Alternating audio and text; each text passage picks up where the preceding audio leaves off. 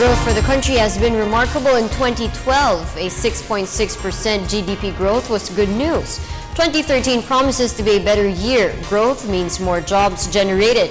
This fulfills the President's vision of inclusive growth. More than the government, the private sector has a major stake in job generation.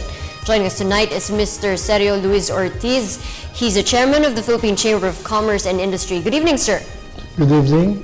Sir, what is the overall picture of employment in the country now, and what kind of jobs were generated for 2012? Well, the figures is showing that there is hardly an improvement in the unemployment rate compared to 2011 and 2012 or 2013 of January.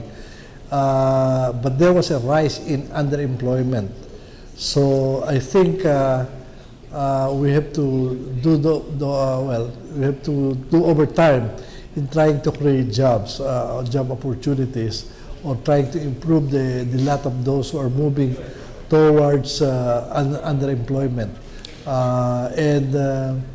The many jobs have been created in the services sector, and obviously they are the ones paying more, and these are the ones in BPOs. But there's a limit to the number of jobs they can create. So, sir, how much was the percentage with the rise of unemployment? Well, in January 2011, it was 7.2, and there is an improvement of in January 2012, it's 7.1.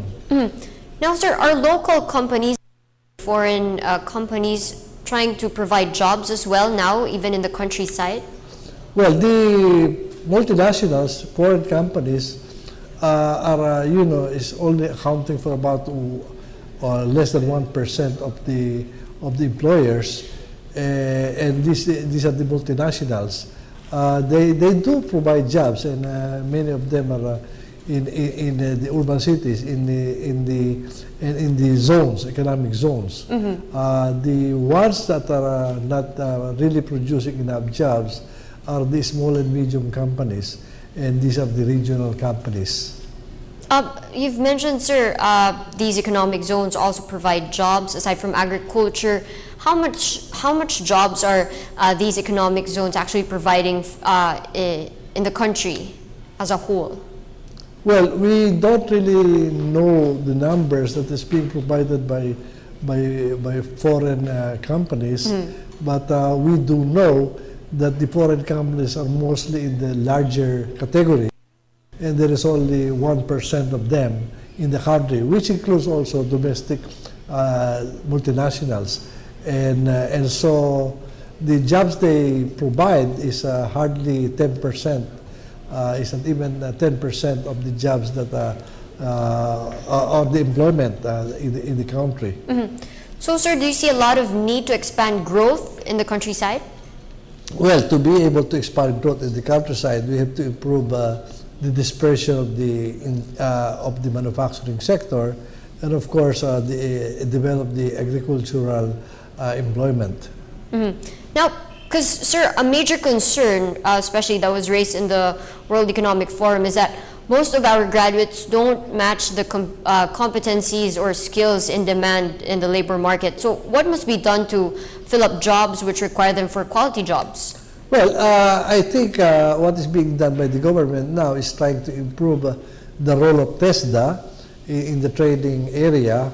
The private sector has been working with big companies and getting the requirements, and at the same time working with some educational institution in order to be able to affect the degrees and the courses that are being offered and match them with what are the requirements of the companies that are locating in the Philippines. Now, sir, are working conditions and pay very competitive, and which sectors earn better and why? Again, the sectors that are earning better, that pays well, will be the services sector, and those who are employed also with the multinationals, because obviously they are the ones who are really making a lot of profits. There is a lot of unemployment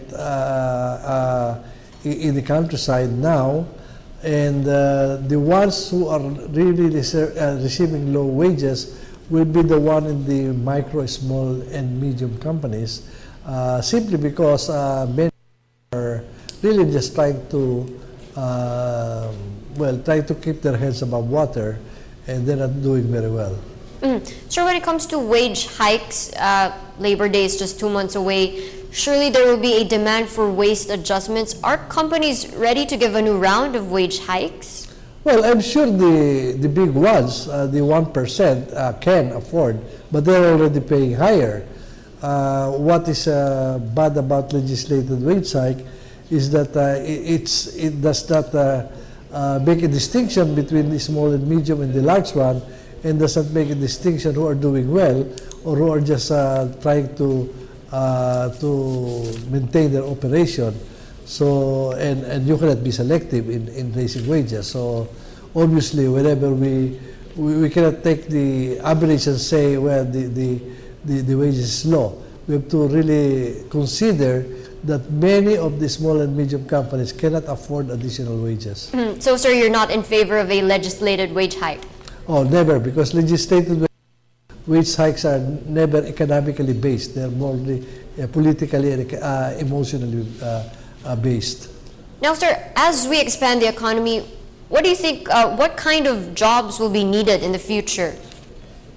Well, we certainly have to increase the skills in certain higher industries so that we can attract more interest in the manufacturing sector. In the services sector, we know very well that even the BPOs are already having difficulty getting qualified employees. And in the past, when they do hirings, they can get about as much as 80% of applicants. Now, they're hardly getting 5% from the applicants. So we really have to increase their capacity to be able to be employed.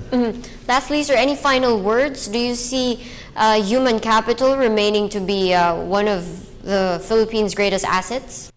Well, certainly, and we would like to really improve our ability to create jobs through capital, and we would like to see a bigger increase in our attraction of foreign direct investment. We are very low in attracting foreign direct investment, and therefore unable to create the jobs that we need.